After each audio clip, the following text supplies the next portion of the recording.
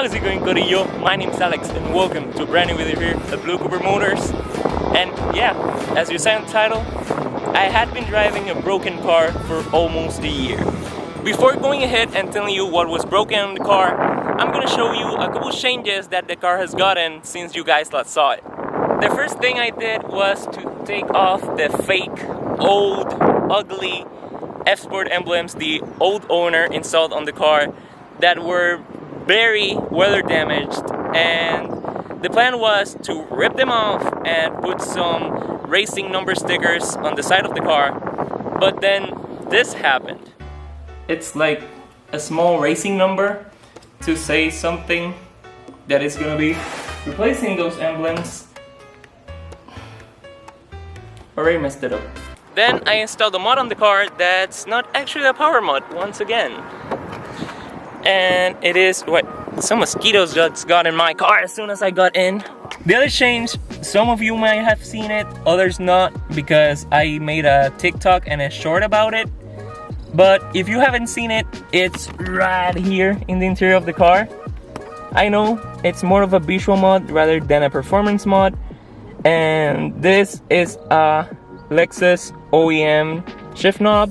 It is not only a Lexus part, it is shared obviously between Toyota and Lexus because it is more commonly seen on their first gen IS300s and also on the Toyota MR2s. And I'm so happy that I could finally get it because I've always wanted that shift knob specifically since I was looking for my first car, which I wanted it to be first gen IS300.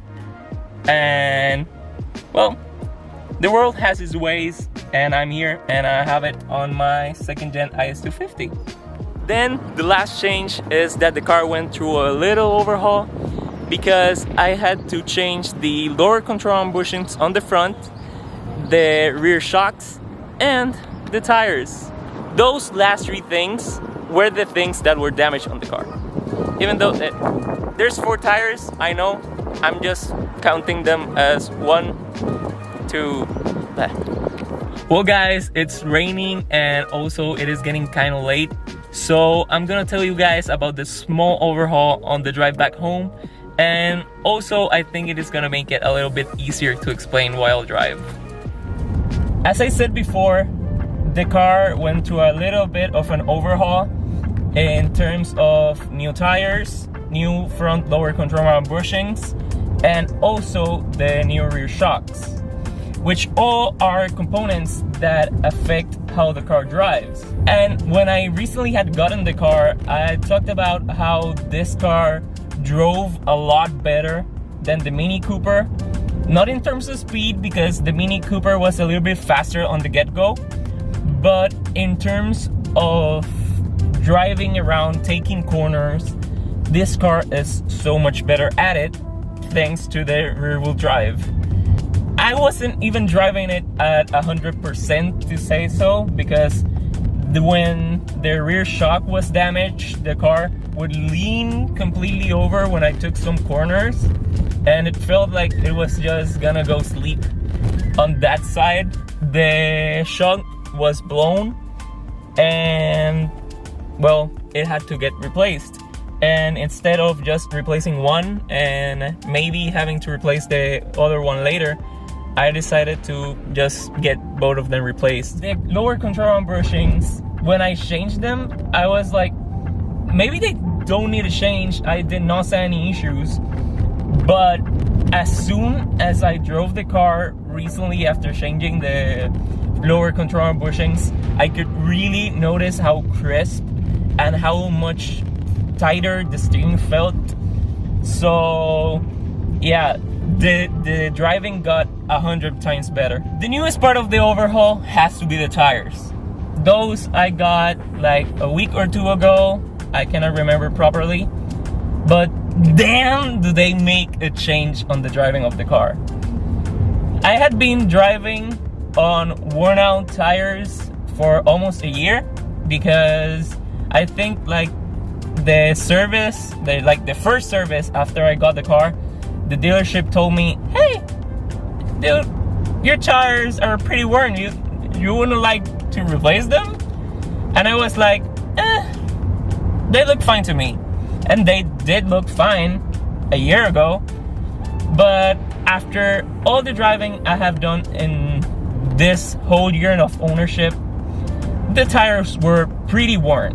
Like, I would say they look like F1 tires if you really got a very worn F1 tire, because they had the threads and the metal cables inside of them poking out, which was a safety concern. But well, changes the tires made. First of all, I was like, every time I did like a very tight corner, or if there was rain, the car will almost always drift in those conditions, which sometimes is fun, but sometimes it's a little creepy because it could make you crash. And that's when I got spooked, when I almost crashed thanks to the rain and very worn tires. Also, when I drove at faster speeds, and I'm not saying I went McJesus, more like going over 65, the car would start to wobble a bit. It wasn't even a wobble, I would call it like more of a shiver, because it wasn't moving that much to be called like a wobble like the Jeeps. And both of those issues got completely erased as soon as I changed the tires. I don't want to give any special attention or anything to one of the parts that got replaced on the car, because I think they all help each other like be very noticeable. First, the lower control arm. First, the lower control arm bushings.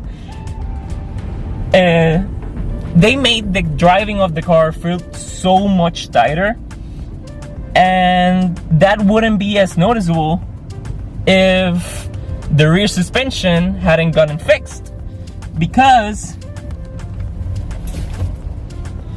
it would be still leaning to the side it was leaning to.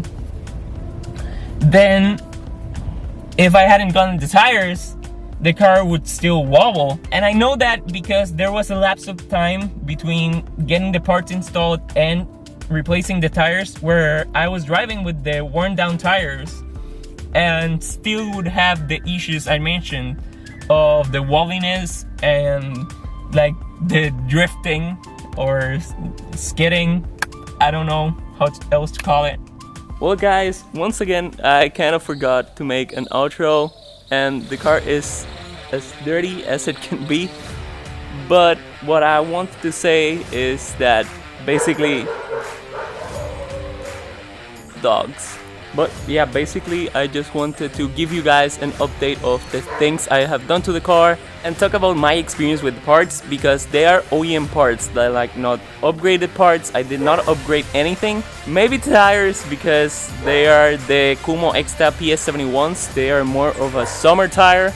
But the front bushings and the rear shocks are OEM, and damn, I was really mind blown on how this car feels stock. I was planning on giving you guys a full driving review and everything, but I'm still missing an alignment, and I don't want to go ahead and give you guys the driving review and then be like, oh, the alignment changes the car so much, and then having to do another driving review. So I'm just gonna wait a bit, and then after getting everything done and having the car at 100%, I will give you guys the full driving review. But for now, yeah, that's it for today's video. So if you guys like the video, go ahead and smash that like button. It will really help out a lot. If you don't subscribe, go subscribe. And now that you're there, don't forget to hit the notification bell so you don't miss any future uploads. Down here, I'm gonna leave you guys another video that YouTube will recommend you, and up here a link so you can subscribe way more easily. And yeah, that's all. So see you next time.